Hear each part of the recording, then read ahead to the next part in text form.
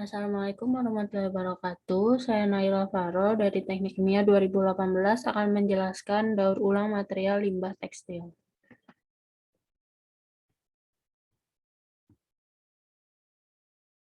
Pada pembahasan kali ini, ada apa saja yang akan dibahas? Yang pertama, ada macam-macam limbah tekstil. Yang kedua, cara atau proses mendaur ulang limbah tekstil. Yang ketiga, pengaruh limbah tekstil terhadap ekonomi. Dan yang terakhir, dampak dari industri tekstil untuk lingkungan.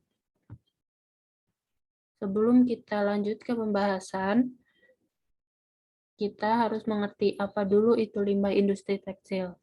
Limbah industri tekstil adalah limbah yang dihasilkan oleh suatu industri yang bergerak di bidang garmen dengan mengolah kapas atau serat sintetis menjadi kain melalui beberapa tahapan proses, yaitu dimulai dari proses menyeleksi sumber daya atau bahan dasar, proses pemintalan kapas, proses pewarnaan kain, hingga saat produk selesai dikemas dan dikirim kepada konsumen. Kita lanjut kepada macam-macam limbah tekstil. Limbah tekstil dibagi menjadi dua. Yang pertama limbah padat dan yang kedua limbah cair. Di limbah padat, contohnya seperti kain perca, sisa benang habis pakai, dan kain-kain sisa pemotongan. Dan pada limbah cair, contohnya seperti sisa yang merupakan hasil dari proses pengkajian. Dalam proses pengkajian terdapat beberapa tahap, yaitu penghilangan kanji, pengentalan, pemasakan, maserasi, pewarnaan, dan pencetakan. Lalu kita lanjut kepada cara atau proses mendaur ulang limbah tekstil. Yang pertama, untuk mengolah limbah padat, khususnya limbah tekstil, yang pertama kita memerlukan limbah bahan padat di TPA, garmen, dan lain-lain. Lalu dipilah dari TPA atau garmen, lalu dicuci, dibersihkan agar tidak ada kotorannya lagi, lalu dikelompokkan berdasarkan besar dari kain, dan yang terakhir tahap pembuatan. Tahap pembuatan dari limbah padat bahan tekstil bisa digunakan menjadi keset, taplak meja, tas belanja, dan lain-lain. Ini contoh beberapa foto hasil dari limbah padat bahan tekstil. Yang gambar pertama ada keset dari kain perca, terus yang bawahnya ada boneka atau bantal dari kain bekas dan benang bekas juga. Terus sampingnya ada tas dari sisa bahan-bahan limbah tekstil. Terus yang di atasnya yang terakhir itu ada beberapa produk dari limbah bahan tekstil yang disulap menjadi seperti itu. Lalu kita ke limbah cair. Proses pengolahan limbah cair ada beberapa macam. Yang pertama, yang sebelah kiri, menggunakan karbon aktif. Karbon aktif digunakan untuk menghilangkan zat-zat berbahaya pada limbah cair yang digunakan pada industri tekstil. Karbon aktif digunakan atau ditempatkan di selang sirkulasi, di tepat di tabung-tabung ini. Lalu air yang limbah cair dialirkan melalui karbon aktif, lalu zat-zat yang terabsorb di karbon aktif akan tersumbat di karbon aktif itu dan sisanya air yang jernih. Lanjut ke bak penampungan air.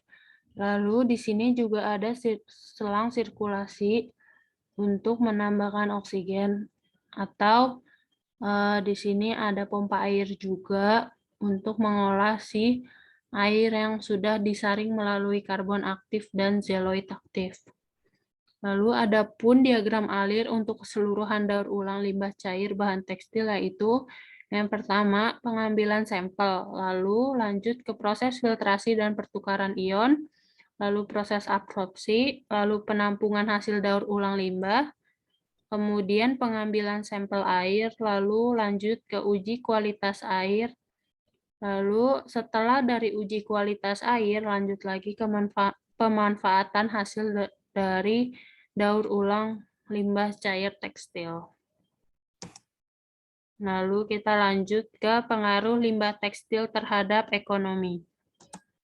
Usaha daur ulang limbah tekstil padat dapat menghemat penggunaan sumber daya alam, mencegah berbagai penyakit yang ditimbulkan akibat penimbunan tekstil padat, serta dapat menghasilkan berbagai produk kerajinan rumah tangga yang bernilai ekonomi.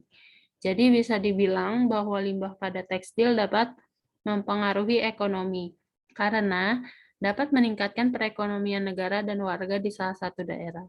Sedangkan untuk limbah cair memang tidak signifikan untuk perekonomian, namun bisa menghemat air dalam bahan baku dan proses pembuatan bahan tekstil.